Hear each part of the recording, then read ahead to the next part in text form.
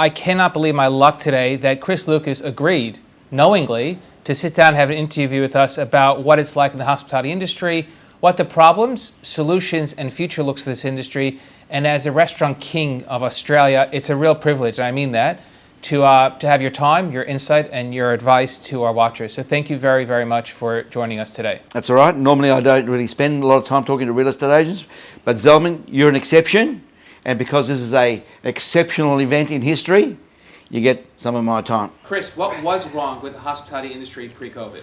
Well, there was a major problem, which obviously was very controversial and talked about at length, which is that the IR system, as it's been, I guess, been for quite some time, has failed to really reflect the modern economy, in particular a service-based economy. And the hospitality industry is obviously a service-based economy. So we have been working with an IR system that is inflexible, lacks productivity, it's too costly to run, it's too complex to run. And so we were like sitting ducks. You know, we had a very aggressive campaign launched by the union movement, trying to paint everyone as a wage thief, and quite frankly, that did a lot of damage to the industry. It sent some industries, some restaurants broke, which was very unfortunate, and that shouldn't be the case. We shouldn't have an IR system that sends businesses to the wall. We should have an IR system that encourages businesses to open, which supports both the employer and the employee. Because if businesses don't thrive, employees don't get jobs. And so I think that's been really the main issue in the last few years that's really undermined the ability of the industry to grow and invest and create job employment, and also to provide real wages growth, which is what everyone's talking about. So I think that that period was very distasteful, very challenging for the industry. Pre-COVID period. Pre-COVID. How many years pre-COVID period are we talking Well, I think really the last 2 or 3 years, that system has been in place now for quite some time. But it really became a political hotbed in the last 3 years. And of course, it just didn't affect the restaurant industry, it affected every employer. So sadly, George Calombaris was held up as a scapegoat, which was very distressing for us as fellow restaurateurs to see a business like that literally, through a very aggressive and nasty social media campaign, be brought to its knees and eventually bankrupted.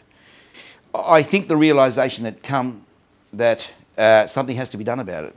So hopefully this crisis, this health crisis that's now created an economic crisis, has highlighted the major problem, which, as I said to you, is this lack of reform in IR, which has put us out of step, by the way, with the rest of the world.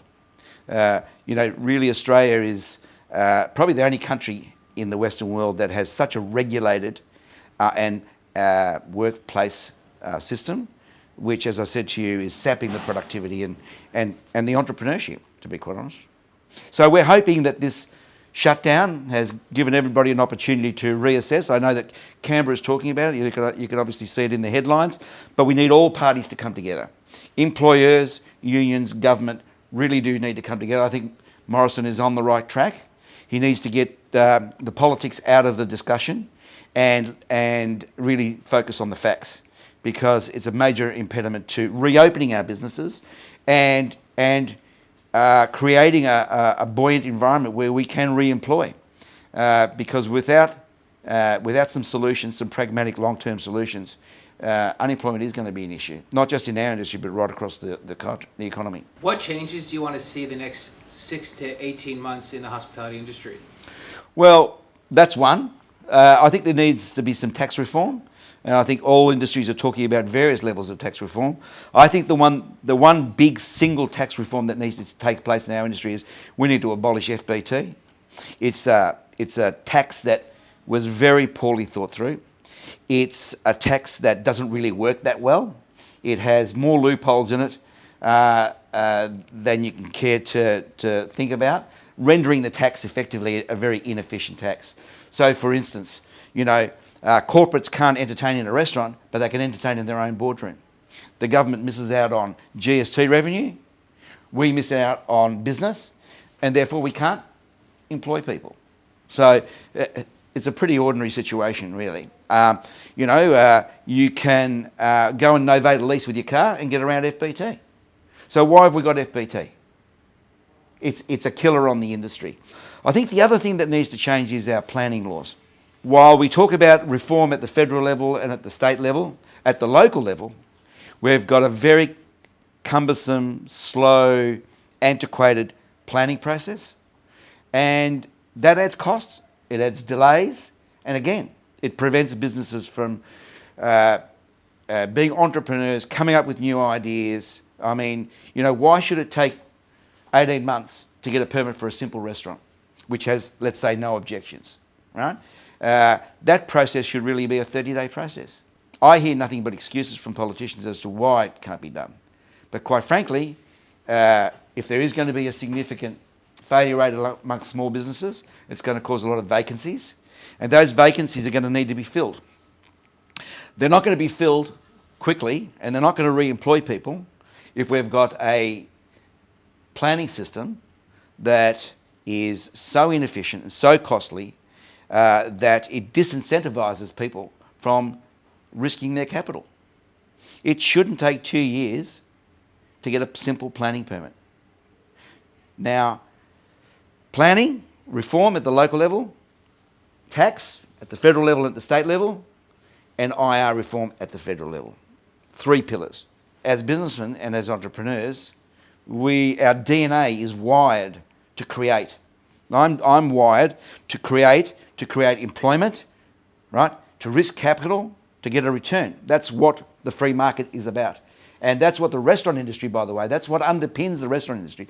The restaurant industry is 65,000 licensed premises across Australia, employing nearly 1 million people, of which 80% are under the age of 35. So we are the single largest youth employer in the country. We don't get talked about like a large corporation because we are an industry made up of SMEs, small, medium, family-sized businesses. So we're fragmented. But brought together, we are an enormous industry. Not only that, the impact that we have on our communities and our physical shop fronts and our streetscapes is significant. Look at the city at the moment. You could fill the towers with workers, but if you don't have those restaurants and those cafes open and those little takeaway shops, where's the energy? Where's the life? Switch off the lights at 5 o'clock and go home. That's what it was like in the 50s, right? But today we're supposed to be a cosmopolitan international city. And so we've got to be an industry that is supported by government, because we underpin huge youth unemployment. Now, everyone's talking about the level of unemployment that's been created out of this shutdown. Absolutely. Probably half the industry won't be able to re-employ its numbers that it originally did. That's potentially 500,000 people that won't be employed, mostly young. Now imagine the social impact on that. Those young people will have to de-skill or re-skill. They're going to have to potentially find jobs in other industries. Well, where's that going to come from? Most of the corporates won't be hiring. If anything, they'll be lopping off. And if you've trained as a chef or a sommelier, you have to retool and reskill. How long is that going to take? The TAFE system isn't really necessarily as supported as it should be. So that's an inefficient system as well. So you've got a lot of problems that can be created and will be created in our society amongst a lot of young people who want to work. Now, the other thing with the restaurant industry is it moves very fast. Yes, there's a lot of businesses that could go broke and probably will go broke, but they will be filled by new people coming back in. Quickest way to get re-employment is to focus on the SMEs, because that's the sector that can move the fastest. So if the politicians want to see unemployment reduced and re-employment increased, then focus on the SME sector. It's given us an opportunity to look back at what this country has done politically, tax-wise, legislative-wise, and is a very small window of opportunity to get these things right. Now, governments were very quick to shut the economy down, but they need to be just as enthusiastic in reopening the economy. Now, they're talking about it, but here we are 3 months into a crisis, and there's still a lot of talking and not a lot of actual solutions. Your restaurants have started reopening. Yes. What does that look like? All our restaurants are reopened. I was always confident that once the restrictions could be lifted, even if they were being done in a staged way, that we were going to see a very strong demand, and we have seen that. People want to go back to restaurants. Even with restricted seating? Absolutely, restricted of numbers? course, and the community's been very understanding. What we're seeing is seeing a lot of people just re-enjoying the experience of going out, sitting down and talking with their friends, sharing a drink, having a nice meal, having someone look after them. The kids are getting well looked after in terms of their tips, which means people are very happy to be served again and looked after. We've retrained our staff, and we've given them a really sharp focus on making sure that they make up for the shortfall in people, but the people that are in our restaurants are given a really bubbly, fun experience, because I think our people have been traumatised. I think people have been, they've been rightfully scared about what's happened, and still there's some people probably sitting at home wondering that is it safe to go out. My argument is there is no safer place in some respects than a restaurant, because we are usually small format. People are well distanced. You're sitting at your own table, as opposed to, say, going to Chadstone on the weekend, where there's 15 or 20,000 people just walking aimlessly around islands and bumping into each other, or going to the supermarket, or going to Bunnings. It's not a really controlled environment. A restaurant is actually a controlled environment. We were lucky enough to have the mayor open Chin Chin on the first day last week on Monday, and we had a press conference, and her first comment was, "I can't believe how beautiful and clean the restaurant looks, and how well spaced out it is, and how the diners seem to be at ease, because this is a safe environment." We test all our staff in the morning. They get temperature checked. No one is allowed to come to work, even if they've got a sniffle. All our venues are getting cleaned in the morning, and then cleaned again at lunchtime, just after lunch service, and then cleaned again at the end of service. Chris, you have 7 restaurants with over 1,000 Employees? Yes. Most of which are under the age of 30. 35, yes. You do 25,000 covers a week on average. Well, we used to, and we're hoping to get back to that. Right. With all that volume and noise and drama, how do you maintain such a clean business that has a reputation? You have the best reputation in the hospitality industry. What do you do to maintain that culture, quality, and consistency? Well, that's a very complex question, because we do a lot of things. There's no one silver bullet. Top 2 things someone watching can Yeah. So we probably do more training than anyone else in our industry. Well, training at every level. So chefs, front of house managers, wait staff, sommeliers. We probably spend, as a percentage of our overall revenues, more than anyone else in the industry, because we are very, very focused on the consumer experience. So training for me is the essence of delivering a consistent, outstanding consumer experience. Because what we focus on is that if you have dinner or lunch here, or you visit one of our venues, the simple thing that we work on is we want you leaving the premise wanting to come back. It's as simple as that. So, for instance, we banned the word no in our business. It doesn't exist in Lucas vocabulary. So if you come to a Lucas restaurant, we do the best we possibly can within the resources that we have to give you what you want. And our restaurants are about taking you away from your day-to-day worries and your job and whatever concerns you may have at home, and letting you forget about that for a few hours, having some fun. Our brands have been built on the core principle of fun. I think one of the reasons why Chin Chin is arguably the most successful restaurant in Australian history, as the numbers say, is because it's been built on the core principle of fun. Music, entertainment, lights, beautiful vibrancy, exciting food, but simple, affordable, and very egalitarian. So we took away all those things that were perhaps not so friendly in the restaurant business. A stuffy reservation system, a stuffy maitre d', people telling you what you have to eat when they want you to eat. We turned the tables. We said, let the customer decide when they want to eat. Let the customer decide when they want to come in. And then we just amplified the experience. Now, I think that the future, to be quite honest, is not in takeaway. It is for that segment, but we're not in that segment. We had to pivot to that to survive, but that's not our business model. Will it continue? No. When do you turn off the taps? Well, we're going to stagger it out as the restrictions obviously get lifted.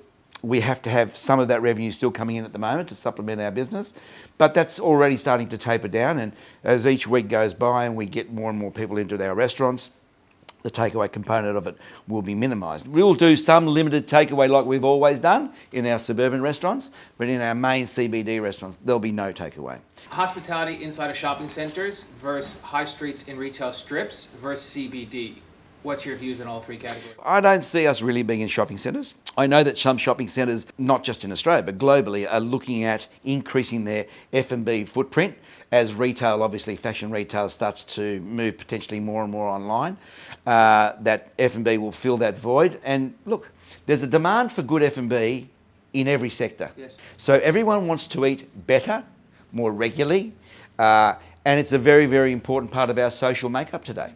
Now, whether that's in a shopping centre or in a suburban shopping strip or in the CBD, the same rule applies. Now, our focus, however, is very much on the CBD. We think that the CBDs of Australia are, despite the talk about how many restaurants there are in the market, we think there's still growth opportunities, especially in that experiential space. Where are rents and incentives heading in the retail market of the Melbourne CBD? Look, I think that, there's been a bit of talk from opportunists who I don't think have helped the general discussion. You know, there's been obviously some high profile retailers that have talked about, refusing to pay rents and, creating a very combative environment. But I think John Gandel said something that was very, very important a few weeks ago in the Fin Review. I read an article, and I've known John, and he was right. He said the only solution here is to work together. Landlords have got to protect their interests, tenants have got to protect their interests, but they're symbiotically tied together, because without a tenant, the landlord's not much good. So, and so he said correctly that the way forward is to sit down and work through your problems one by one. Now, will there be an adjustment in the market? Probably. I think we're already seeing that. I mean, look, you don't need to be an economist to work out that the demand-supply equation is changing. Now, will that mean that rents probably are going down as opposed to up? Probably, right? But it'll be horses for courses. So again, it's a situation that we all have to be on the ball here. We have to be able to engage in the right parameters, be open, and be obviously cognizant of the facts. Will there be a bit of a softening? Probably. But look, that was heading that way anyway in some respects. To get a great tenant, you've got to do the right deal. And it's equally incumbent on the landlord to be open-minded and engage with their tenant to get the best solution. So everyone needs to be a winner. And I think if you approach it in that manner, maybe the rents and might not go down as much as they are. I do know that if you go back to 1990 and look at that recession, which was a very, very bad recession, and then let's look at what we can do from a tax and from an economic point of view to fire up that Australian entrepreneurial spirit, because that is what has made Australia the success that it is. It's entrepreneurship. It's the spirit, the positiveness of this country. More than ever, as Paul Keating used to say, never waste a good crisis. And so this is an opportunity for entrepreneurs to really, crisis creates opportunity. And as you can see already, for instance, if you're in the business of creating face masks, let's say, there's an opportunity. Hand sanitizer, there's an opportunity. It gives us all an opportunity to see what we could be doing differently with our business thinking and where do we see business opportunities. There's business opportunities everywhere. A crisis doesn't mean we all die. A crisis means that we have to just rethink and reset our thinking about how we can engage with the market.